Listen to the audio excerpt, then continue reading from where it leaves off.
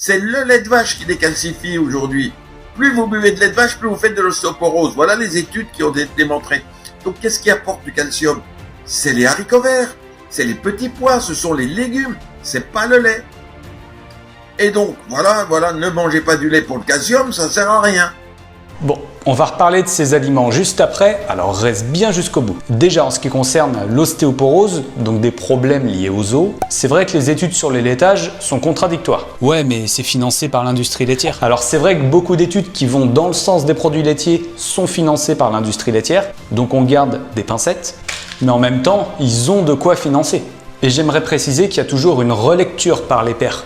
Bah, le calcium, c'est bon pour l'os. Ah oui, le calcium reste important pour une bonne densité osseuse et les produits laitiers en sont une bonne source. Et si c'était la vitamine D? Il semblerait que la vitamine D soit très importante. On sait qu'elle permet de fixer le calcium où il faut et les apports qu'on a dans l'enfance semblent assez prédicteurs sur la santé osseuse. Sur certaines études, la combinaison de calcium et vitamine D a su montrer des effets bénéfiques sur le risque de fracture. Et le fait de bouger plus? L'activité physique, ça agit aussi positivement sur la santé osseuse. C'est d'ailleurs ce qui est recommandé et qui marche bien sur les patients atteints d'ostéoporose. Pour la vitamine D, c'est très compliqué d'en avoir assez avec la diète, surtout avec le poisson gras, ou alors prendre le soleil de façon adaptée. Pas hésiter à échanger avec son médecin pour la vitamine D. Par contre, le calcium via la diète, c'est possible. Et le monsieur, il a raison avec le calcium des petits pois? Si je reprends les propos de monsieur, parlons des petits pois. On a 30 mg de calcium pour les petits pois pour une portion de 100 g, alors que les besoins d'un adulte sont de 950 mg par jour.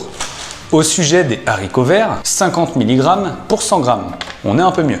Par contre, sur les laitages, on tourne autour de 140 mg par pot de yaourt de 125 g. À peu près pareil pour les dérivés comme le fromage blanc, petit suisse, skyr. Donc là, c'est hyper intéressant parce qu'on consomme facilement les 100 g pour peu de calories et avec pas mal de protéines. Après, oui, on peut faire sans.